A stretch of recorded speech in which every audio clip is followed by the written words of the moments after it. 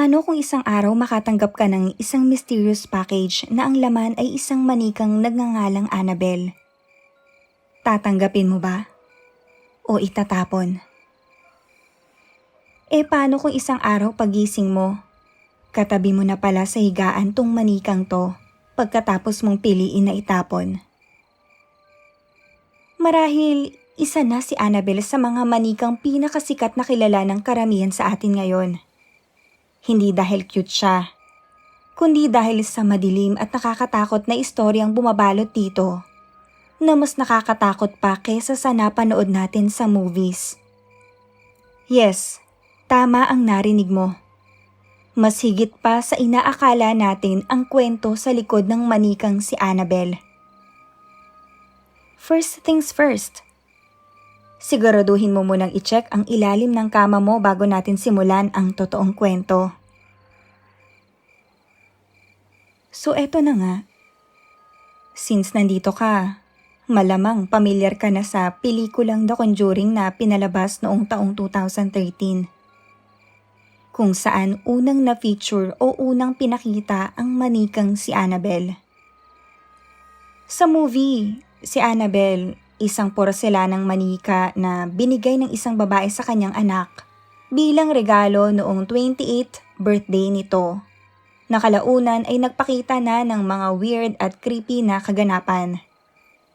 Nakita nilang nagbabago-bago ito ng posisyon at madalas ay nagpapalipat-lipat pa ng kwarto. Sino ka dyan? Creepy, 'di ba? Carry mo? Pero alam mo ba na malaki daw ang pagkakaiba ng movie sa tunay na kwento talaga ng manikang yon? Una sa lahat, si Annabelle, hindi talaga ganun yung itsura niya. Hello, sino bang gustong makatanggap ng ganong itsura ng manika bilang regalo? Tsaka sino rin bang makakaisip magregalo ng ganong itsura ng manika sa kakilala niya? Kagigil eh. Kung may magregalo sa akin nun, feeling ko gusto niya akong isumpa o may galit siya sa akin. At kung makatanggap man ako ng ganon, hindi ko tatanggapin, no? Ikaw ba tatanggapin mo? Si Annabelle, in real life, ganito yung itsura niya. Cute, 'di ba? Not really cute though. Pero not creepy naman rin at all. Ragdoll siya. Hindi porcelain at mukhang harmless. Di tulad ng pinakita sa movie na mukha talagang ka-harm-harm. Tong doll na to, ang tawag sa kanya ay Raggedy Ann, na isang character sa isang American book series na para sa mga bata. Si Raggedy Ann ay isang ragdoll na may buhok na gawa sa red yarn at may ilong na hugis tatsulok. So dahil sumikat siya, karamihan siguro ng mga bata gustong magkaroon ng doll na Raggedy Ann. Kung ganun man yung itsura ng doll na pinakita sa movie, magigets ko pa yung excitement tong pinagbigyan kasi hindi tulad nung creepy. Pero syempre para maging catchy yung horror movie, pinalabas na lang nila na ganun yung itsura ng doll. The real story goes like this. Noong taong 1970, si Deirdre, na sa ibang source, Donna yung tawag sa kanya. Binigyan siya ng nanay niya ng isang Raggedy Ann doll bilang gift nung 28th birthday niya. So medyo weird, no? Imagine 28 anyos ka na, bibigyan ka pa ng ganitong klaseng manika bilang regalo sa birthday mo. Based sa research at sa kwento-kwento, siguro daw nung kabataan ni Donna, nagkaroon siya ng isang Raggedy Ann doll. At nung nag-28 na nga siya, naisip ng mami niya na bigyan siya ulit nito para maging nostalgic daw. Kasi that time, si Donna, isang estudyanteng nurse na nasa isang apartment, hindi kasama ng family. So naisip ng mami niya para siguro maalala niya yung good old days together with her family. Every time siguro na nalulungkot siya at mag-isa. Madalas niyang dala sa kama yung manika. Pero hindi nagtagal, napansin niya, nagsimulang kumilos ng super weird yung manika. Una, natatagpuan na lang niyang nag-iiba-iba ng posisyon nito sa kama. Tapos nun, kung saan saang kwarto na niya yung nakikita kahit hindi man niya nililipat. Dun sa apartment, may roommate siya na nurse rin. One time, nung breakfast nila, dinala niya yung manika tapos nakita nila na gumalaw ng kusa yung mga braso nito. So naisip nung dalawang nurse na may spirit sa loob nung dal na yon. Kaya nag-decide sila na makipag-ugnayan sa isang medium or psychic ganon para makipag-usap dun sa spirit na yon. Nagdaos sila ng tinatawag na seance o yung pakikipag-usap sa mga spirits. And guess what? Talagang nagsalita sa kanila ang espiritu. Sinabi ng medium na ang raggedian na manika na yon ay pinapamahayan ng espiritu ng isang nagngangalang Annabelle Higgins. Isang batang babae na pinaniniwala ang pinatay daw malapit sa kanilang apartment. Ang sabi ng medium, yung espiritu ni Annabelle Higgins, malungkot daw. Tapos naramdaman daw niya na mabait yung dalawang nurse, kaya naisipan niyang magstay dun sa manika. Tapos hiniling niya kung pwede daw ba siyang magstay dun sa manika kasama nung dalawa. Kasi nakita daw niya na caring daw yung dalawang babae. Pumayag naman agad yung dalawang babae. OMG, creepy. Kung ako yon, hindi ako papayag. Lilipat na ako ng ibang apartment o matutuluyan. Nakakatakot yun oh. Totoo ba? Ganun sila katapang? Oh, sino ka dyan? Kaya nyo yon? Sa sobrang caring nung dalawang nurse, imagine, tinanggap nila si Annabelle at tinratong parang tao. Binibigyan pa nila ng mga damit at bracelet. Loh, imagine, 20 years old yan ha? Hindi nila alam, si Annabelle, na isang sweet na bata o manika, ay ready nang ipakita ang kanyang tunay na kulay. Mula nun, marami ng creepy at weird na bagay ang nangyari sa apartment. Nagsimula silang makarinig ng mga tunog ng pagkatok. Tapos bigla na lang lumalamig yung mga kwarto ng walang dahilan. Tapos nakakarinig sila ng mga nakakakilabot na mga bulong na hindi nila maipaliwanag kung ano o kung saan ang gagaling. Isang gabi, pagkatapos ng shift nila, pag-uwi nila ng apartment, natagpuan nila si Annabelle na nakatayo sa hallway na para bang talagang naghihintay sa kanila. Imagine, ragdoll yon ha? Tela, floppy, soft. Hindi yun basta-basta makakatayo on its own. Tinry na nga nilang gawin yun eh, yung itayo yung dal. Pero imposible. Yan, kasi, tatapang nyo ah. Yung roommate ni Donna, may fiancé yon. Sabi niya, itapon na lang si Annabelle. Sinuggest pa nga niya na sunugin daw. Sounds like a very good idea. Pero sana, hindi niya sinabi sa harap ng manika. Isang malaking pagkakamali niya.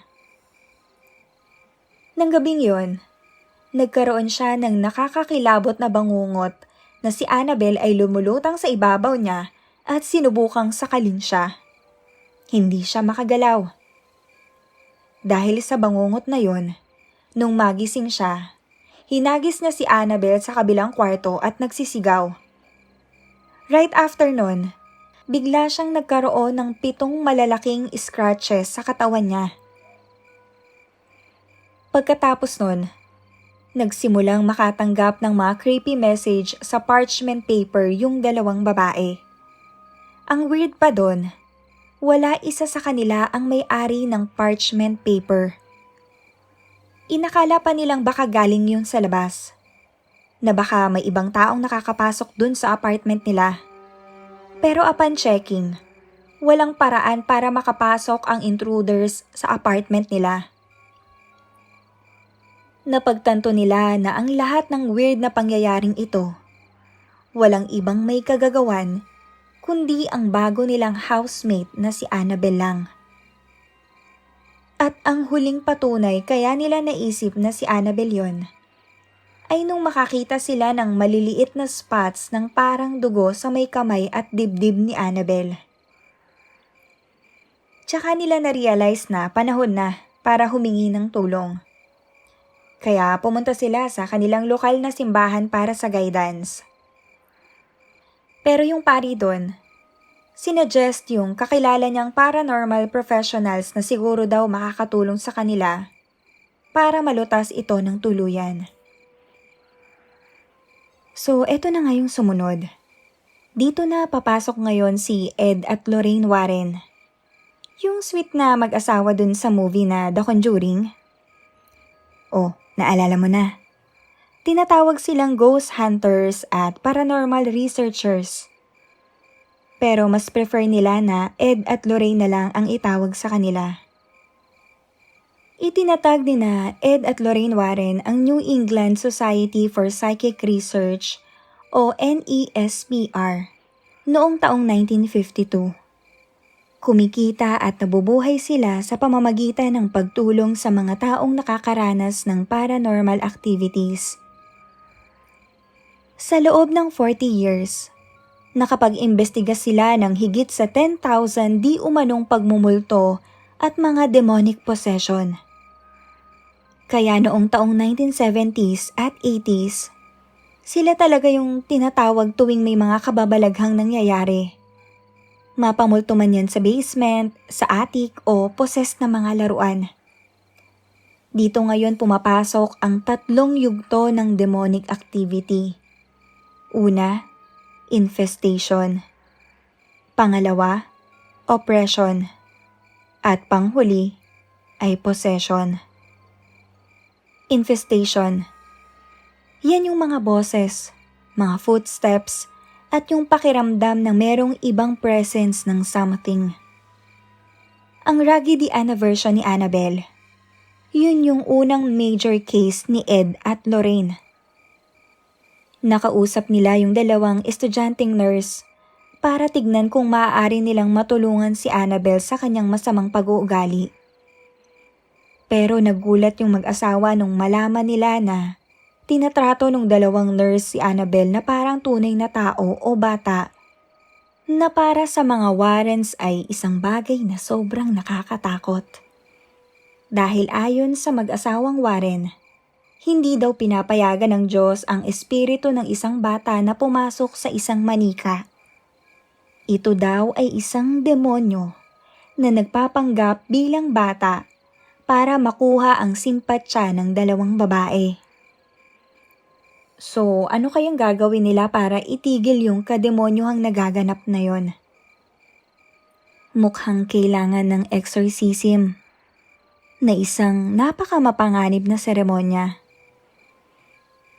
Sa kabutihang palad, si Ed Warren ay isa sa mga tanging tao sa simbahang Katolika na pinapayagang magsagawa ng ritual na iyon.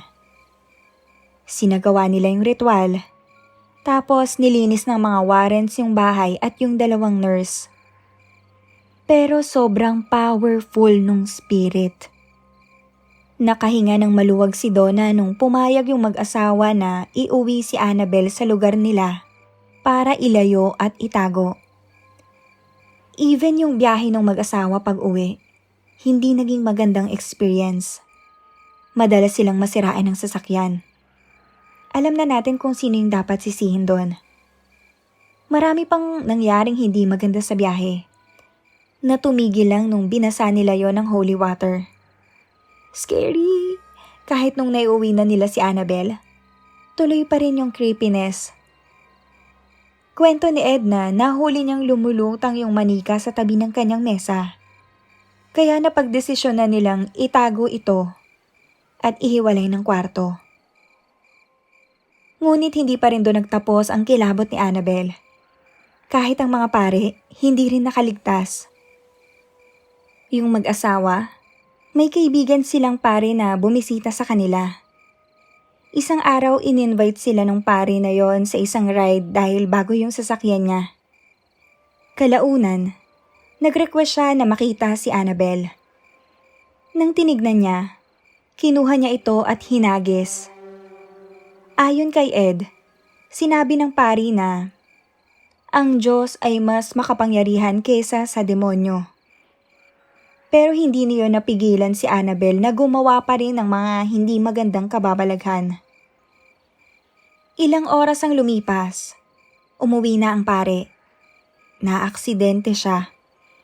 Kalahati na lang ng sasakyan niya yung buo.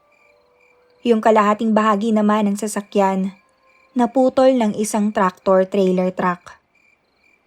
Kung tutuusin, dapat patay siya. Pero nakaligtas siya. Sabi niya, ang huling bagay na naaalala niya ay ang imahe ng manikang yon. Sa isa pang kwento, isang homicide detective ang kumuha kay Annabelle mula sa kinalalagyan nito. Habang wala si Ed Warren sa kwarto, hindi tiyak kung ano ang ginawa sa kanya ng manika.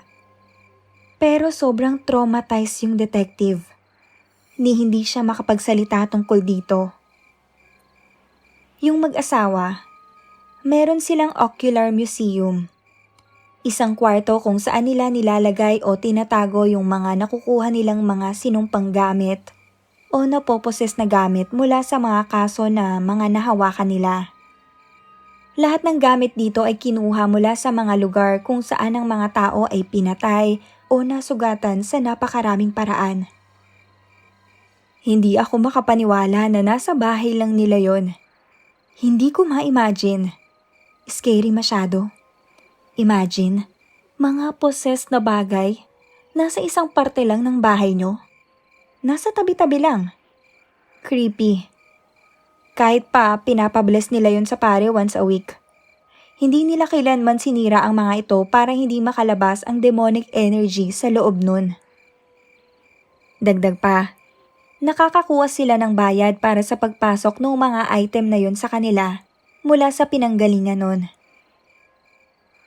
Paano nila nakuha lahat ng gamit na yon? Tulad ng sinabi ko kanina, si Annabelle yung una talaga nilang major na nakakatakot na kaso. At siya rin ang pinakamapanganib na bagay na nagstay doon. Para sa akin napaka-creepy nung ganun. Biruin mo, tinatago nila lahat ng items na yun doon. Paano kung may mangyaring di maganda sa kanila? Yung pinaka nakakakilabot na kwento tungkol kay Annabelle ay ganito yung nangyari.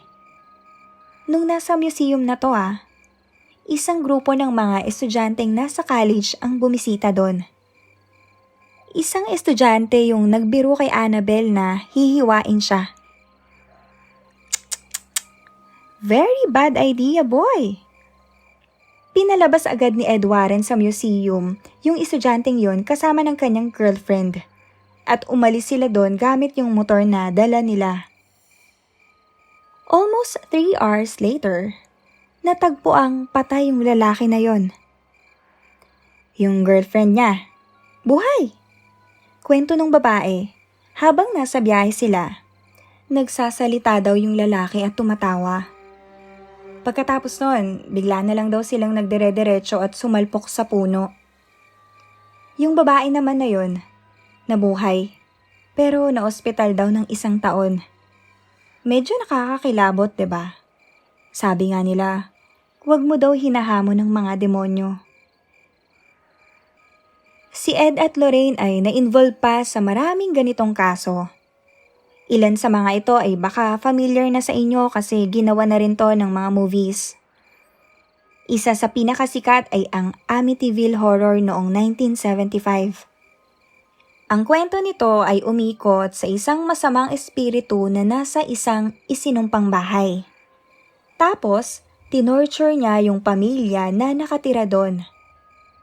Itong movie na to ay nagkaroon pa ng mahigit sa 11 na sequel. Ang Amityville ay bahagi din ng The Conjuring 2.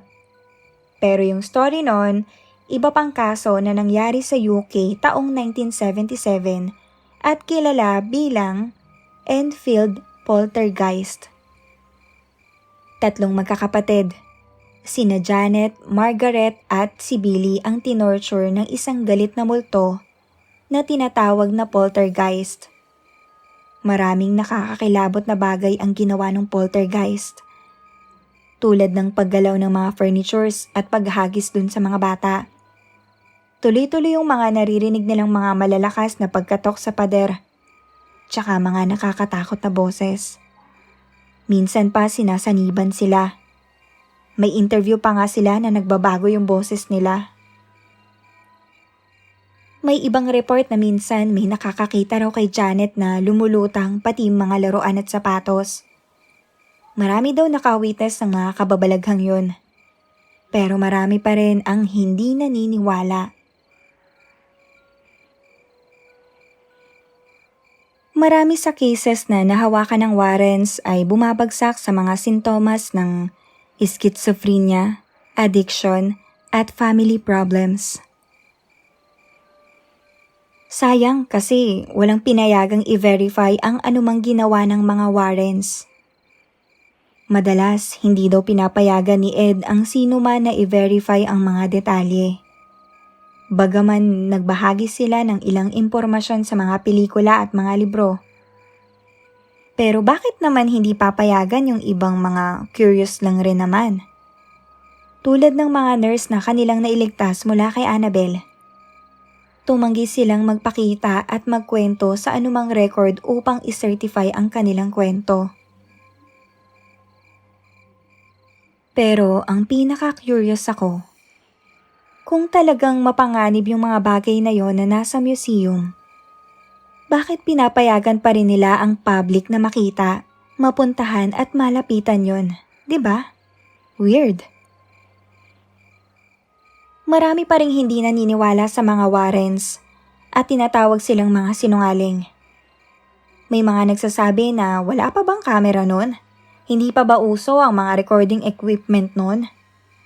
Tsaka ang gara rin na marami daw naging saksi sa mga ginawa ng Warrens, pero wala ni isa ang nagkukwento. Ayaw nilang magpakilala. Base sa research, hindi ko naman masisisi yung mga tao kung bakit ayaw nila magkwento. Kasi nakakatakot nga naman. Nakakatrauma rin para sa iba.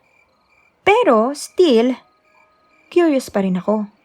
Mahirap pa rin patunayan sa kwento lang yung mga ganong bagay. Ngayon na parehong pumanaw na sina Ed at Lorraine, parang naging malamig ang trail. Si Ed namatay noong 2006, si Lorraine naman 2019. Kung totoo man ang Annabelle Higgins at ang Enfield Poltergeist o hoax lang, laki na ng kinita nila sa mga movies ha?